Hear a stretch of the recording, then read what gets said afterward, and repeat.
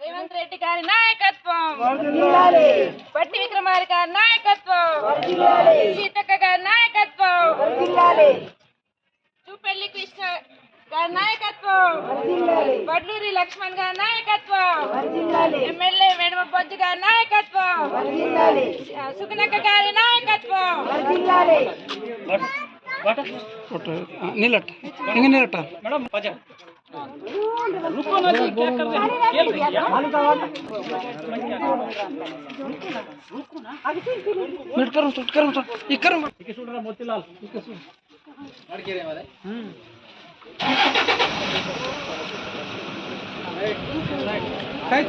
ಧನ್ಯವಾದ.